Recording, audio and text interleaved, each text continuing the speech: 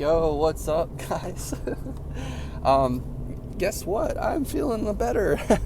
I hope you guys are too. Everybody who's been sick, there's been a lot of stuff going around lately. But yeah, I'm feeling good. I'm feeling better. And let's see. Yeah, it's Monday. I'm ready to start the school week. It's all good. I'm loving it. I'm excited. Yeah, I'm very, very, very thankful. I had a really special evening late last night, and kind of a rough night at times, but it passed, But I had a lot of schoolwork to do this weekend, and we had this huge project that the teacher pushed back and gave us more time to do because she knew everyone was struggling. And then we finally got it turned in, and someone turned it in wrong. And they only turned in a certain thing, and all this kind of problems happened. And then the teacher was like, well, she looked at our work too. She looked at the real thing we turned in, I'm pretty sure. And she was like, yeah, it's not what we're looking for here, and blah, blah, blah. So I'm going to give you a whole other week. So now we have a whole other week. So it's like, we'd really just like to be done with this and just be like, oh my gosh, please pull the knife out and like cover the wound, please. But it's continual. It's continuing on, but we're alive, right? We're alive. Look at that beautiful sun coming through. We're alive. We're making it. We're fine. We're gonna be all right. We're gonna be fine. It's all gonna be okay. We're all gonna be fine. And I feel such a new sense of confidence about that right now. Not about being okay from the project, but just in general, that sense of being okay, things being fine in the future, and etc. And I'm really thankful about that. So yeah, my wonderful night last night. Oh yeah, and so I had other assignments to do too. And I mean, it's just been a lot. It's been a lot. It's been like, finish reading this history, take the quiz. Finish reading this abnormal psych, take the quiz. Continue communicating on the assignment, turn it in. Start reading chapter 3 of Soc and take the quiz. Then start reading chapter 8 of the Soc and take the quiz. And that was all, some of those were due History Wednesday, Abnormal Friday, Soc Sunday night. So it's been a marathon, and I got through it, and I had a wonderful epiphany. I mean, I was so tired yesterday, and doing all this through being sick. And then I had an epiphany last night, because in Soc, it's not really a quiz afterwards. It's called like a read and reflect. So you read, and then you answer a couple questions. It's like, hey, what was most interesting? What was most surprising? And what questions do you have? And comment on somebody's posts, right? And so, simple enough, but, obviously, I'm not going to not do the reading, right? I'm not going to, jimmy it up and be like, oh, well, I'll skip the reading and I'll just go and answer the questions and then skim the content and find answers and cheat it. I'm not going to do that. But at the same time, I literally had to stop last night at like 8 o'clock p.m. Everything's due at midnight. I had to stop and take a nap because I was so tired. Just needed a mental break and everything. It was crazy. And I woke up in a strange headspace, went to bed in a different kind of headspace. The day was a different headspace kind of day. It was difficult. It was tricky. But, let's see. Woke up around 10:30, started reading again and eating ice cream. You need ice cream for your soul sometimes, but be easy on your stomach because you don't want to eat too much. And I'm reading and I'm getting there. I'm realizing I only got a half an hour left. And I've got like 10 pages to go, and I ain't reading them that fast, you know what I'm saying? I've just been so read out. And, you know what I'm saying. I think, yeah, you know what I'm saying. It was too much. And so I was like, you know what? I'm at this point, I've read everything except for like 10 pages. I think I'm going to just go in, bite the bullet, and answer the questions from what I've read so far, and answer the questions based off of what I've read so far. I've read a good enough portion where I feel like I can answer adequately, so that's what I do. And that's what you got to do sometimes, so that's what I went in there and did. And so I still got some spillover to finish up, which I'd like to read, because it's actually interesting, and I was just burned out, But after that, I was feeling a lot of things, feeling a lot of memories and pain and torment from the past and from. I don't mean to use this term because it sounds different than I really mean it, but like from my past life, like not a different life, but from this life, but from my past. Yeah, you know what I mean, just from my past, but it was just a different time, and it literally feels like a past life at this time, at this point, because it's been so long. But like having a lot of unprocessed emotions, having a lot of deep things. I kind of touched on this in a video before about my about the first person I married, and I still like saying first wife because I hate the way that sounds, and not that I'm trying to deny reality or deny truth, but I just don't like the way it sounds, you know, because it makes it sound like, oh, you've been married once and you're married twice, how many wives have you got, you know? Anyway, people are, you know how the adversary is, he's like likes to pick on you and stuff. But anyway, a lot of these feelings were revolving around that time, being with my first wife, and just really kind of like unprocessed emotions, a lot of like just crazy things. Like I think a lot of it came from, some of it came from listening to Bill Hicks. I was listening not to his stand-up, but to his music, which is very special to me.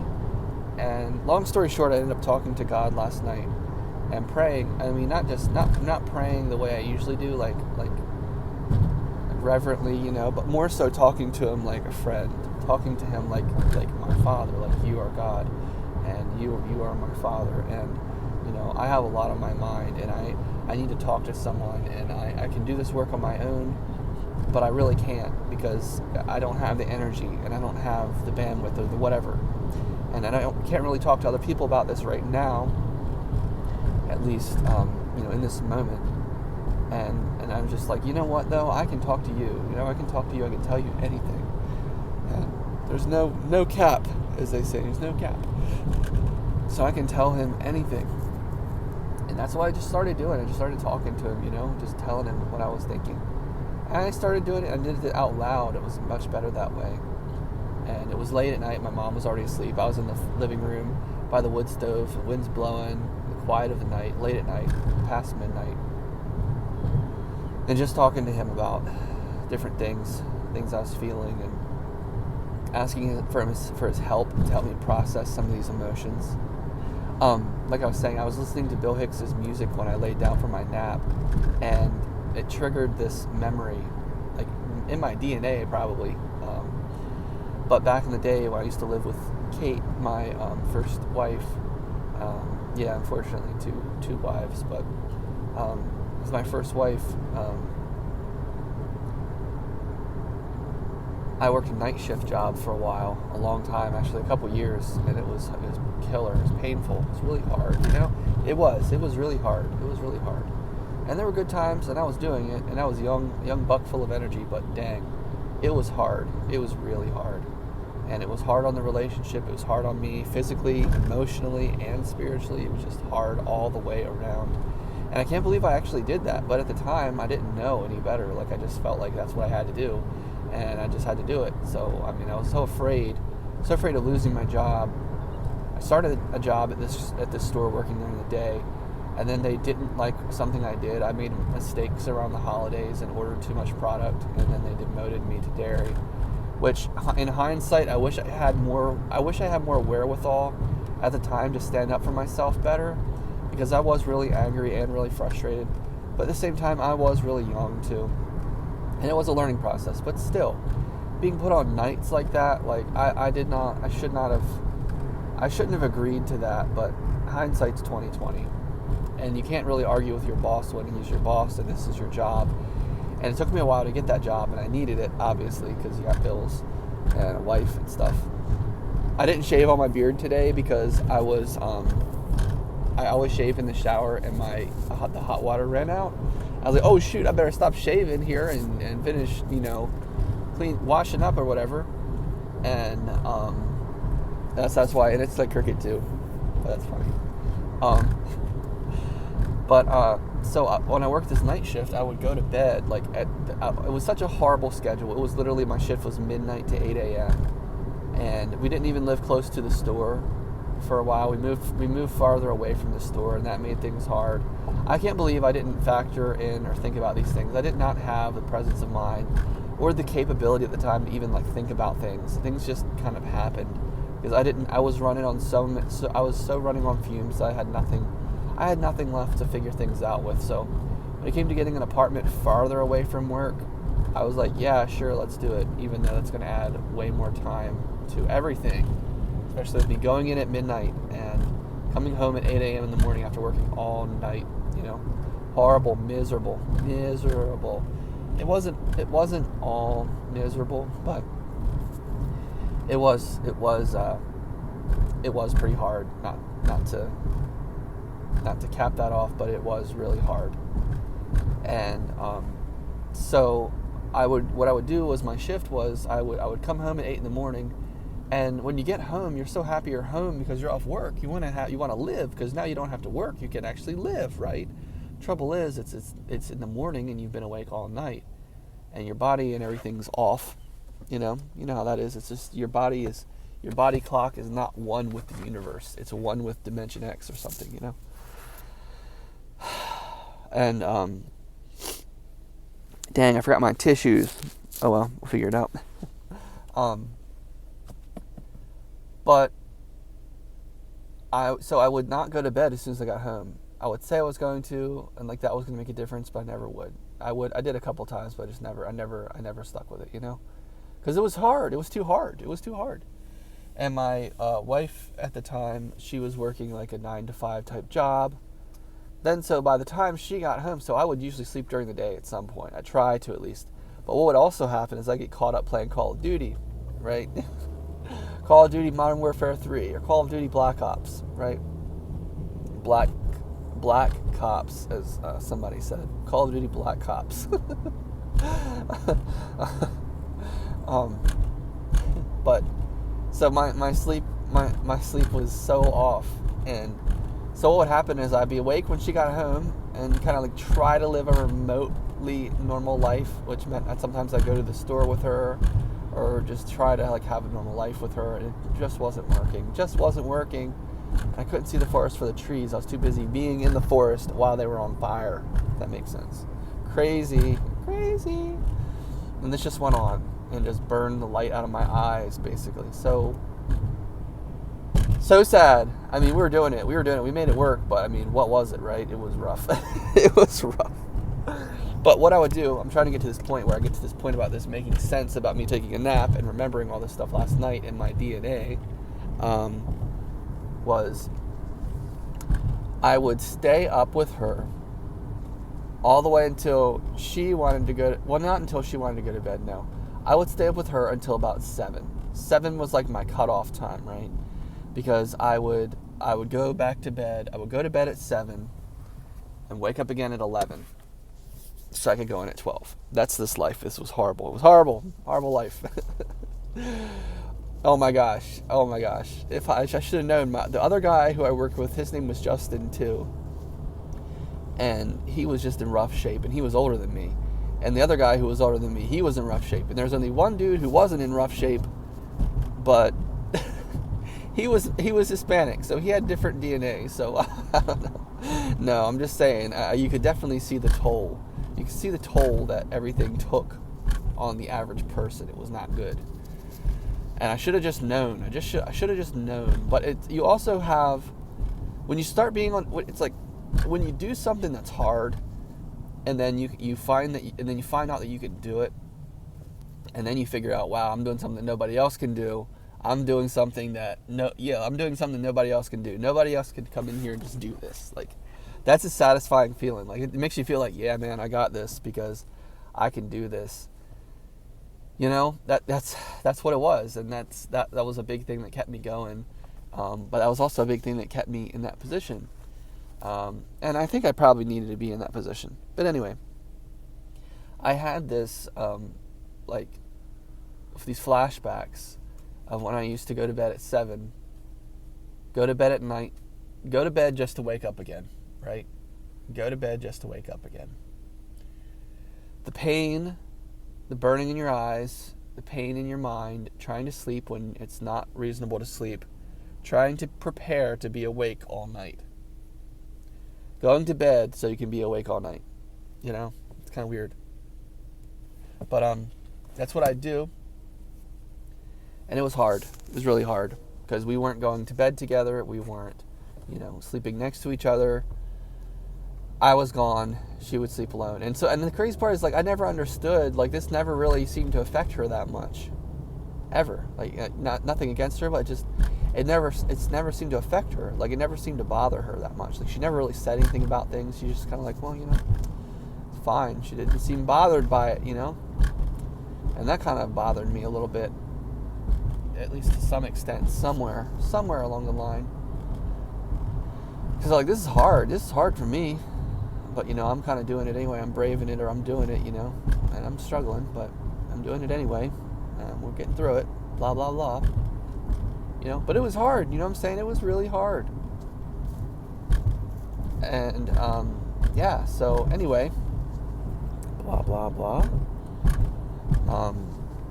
Taking that nap last night like that kind of brought me back, Yeah, it did. It brought me back to that time.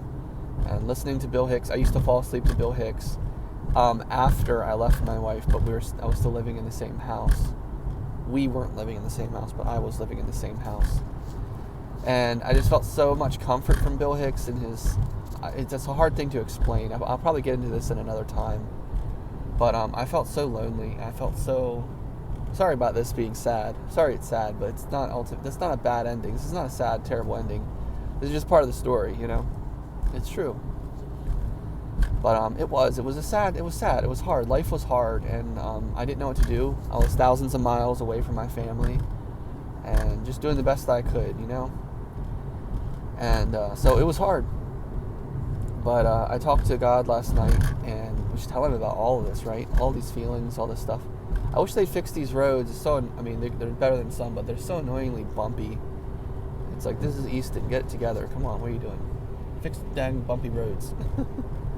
At least it's not Delaware. Some roads in Delaware are pretty bad. They're not as bad as they used to be from what I remember, but I think it's because they don't pay sales tax, so their roads are rough. But anyway, something like that. So I was just talking to God about things last night and just telling him, what I was thinking, please help me process this. And, just talking out loud, thinking out loud.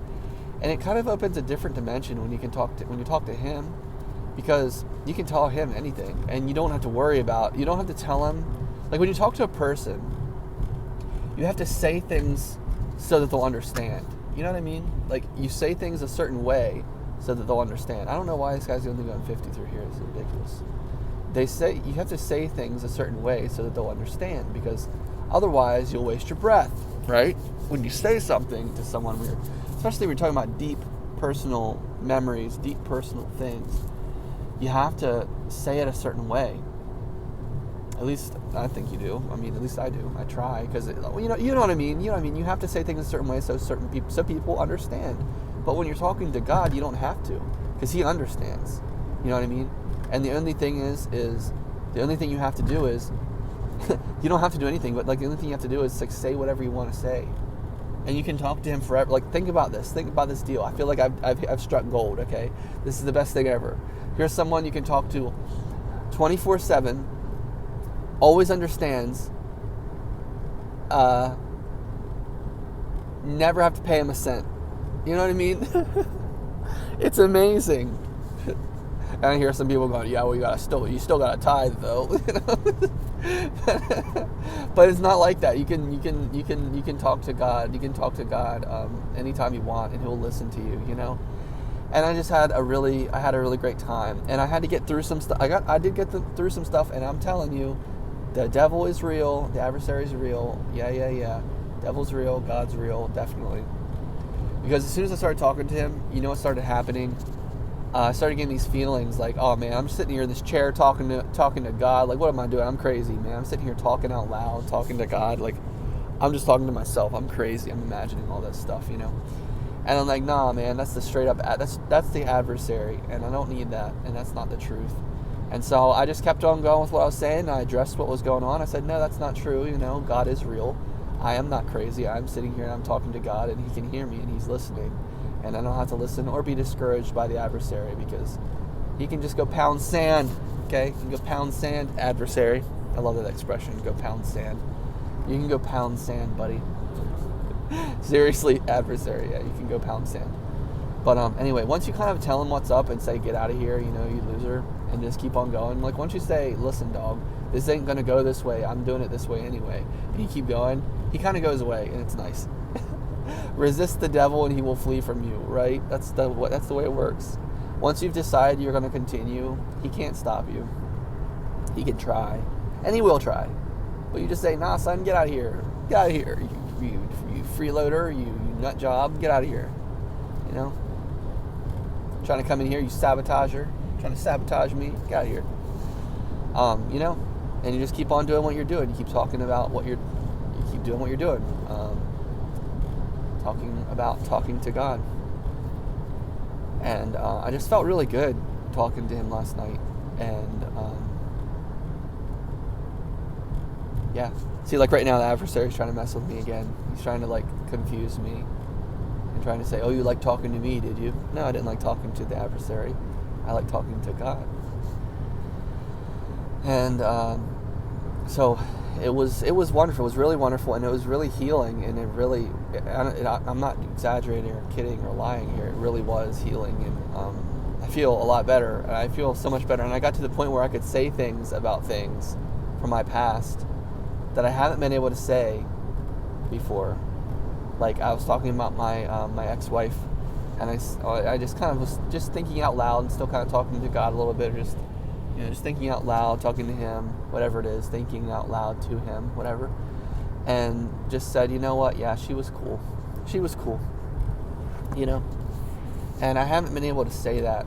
I haven't been able to get to that point, or it just hit different. It was coming from a different place. A different part of me was able to speak. You know what I mean? It's just really, really wonderful. Really wonderful. And it's been so hard trying to process all that stuff, because when you can't make sense of things, you do your best to. And then when it comes to people ask, they say, well, what happened? Right? And then what do you say? Right? You're like, dude, I can't even tell you. I can't even tell you right now. It's too hard. I can't even do it. But they don't want to hear that, and you can't just leave them hanging. I mean, at least that's how I felt. I felt like I owed them an answer, so I said I have to give them an answer. So I said, well, we just grew apart. We grew apart. And that's true, but that doesn't tell the whole story, and blah, blah, blah. Anyway, my point is that when you're trying to heal, it's messy and ugly. And you say things when you're trying to explain things, or you're trying to say what happened when you haven't recovered from something, or when you haven't processed something. When you talk about it, it's going to be as healed as you are. You know what I mean? So if you're not healed, it's not going to be healed either. And it's going to be a reflection of that still unhealed part. And I'm not saying that's bad. I'm just literally saying that's how it is sometimes, And so it's been really, really helpful. I feel amazing, by the way. I mean, since talking about these things with God and just kind of opening the door. And no, I'm not done. And no, I have a lot more to talk to Him about, of course. I'll be talking to Him forever, But yeah, a lot of this yesterday led some of the memories, taking the nap, listening to Bill Hicks, and then some of the other thing was loneliness. I was feeling really lonely. Like, me and my mom had it was an argument. Me and my mom had an argument earlier in the day, and it changed the complexion of the whole day. And it was about boundaries, and it was about respect. And I was upset, and she didn't like what I was saying, and I didn't want to really get into that. But it kind of triggered deep parts of me. And it kind of triggered back to a lot of the stuff I've been through, a lot of things I've put up with in my life before, where I've never, in the past, where I didn't put my foot down and didn't just say, no, I'm not doing that, or no. And I didn't, because I was either too afraid. I was afraid to lose what I had, which was my girlfriend. Became my first wife eventually. I was afraid to lose her, so I didn't like put my foot down and say no to certain things, you know, because I didn't want to hurt her feelings. I didn't want to upset her, because I felt like if I upset her, then I would lose her, right? So because I was afraid to lose her, I lost myself. Dang, that's deep. That's so deep, but that's true. I mean, I lost myself to a certain extent, you know.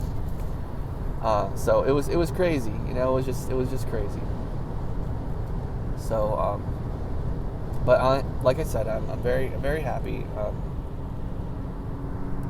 The fast cars have finally caught up to us now. They're all trying to get through. But it was a very good experience, and thanks for watching, you guys. I hope you enjoyed this video. I hope it was helpful to you in some way, relating to mental health and things like that. I think I'm going to start focusing my videos on, entitling them at least, on mental health, and trying to focus things around mental health and healing, because I think it makes a big difference. I know it does. Like, talking about the stuff you've been through helps people, and everybody does that at their own pace, at their own time, at their own readiness. There's a random mailbox in the medium strip back here in the middle of the dang highway, remotely far away from any other house. A random mailbox. You know what I'm saying?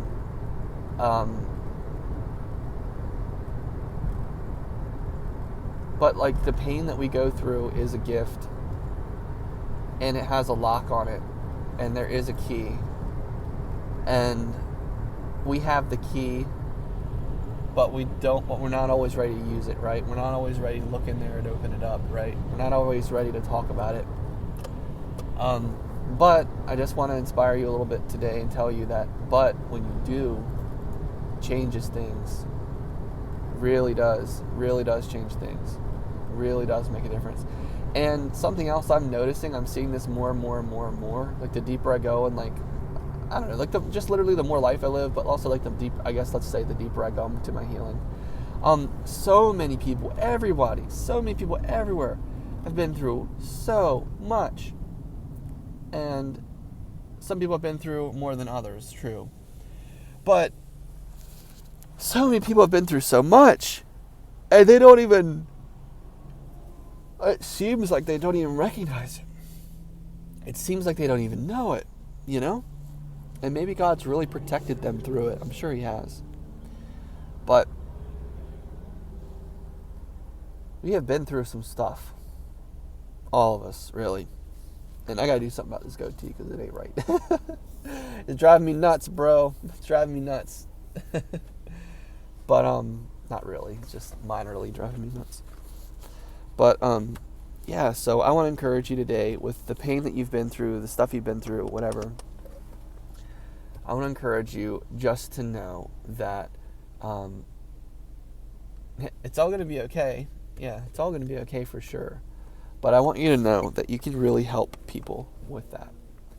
And just by sharing the experiences you've been through, it changes things. It changes so many things. I've said this a lot before, I guess, but when you talk about how you feel, it gives other people permission. I'm giving you guys permission. You don't need my permission, but you have my permission.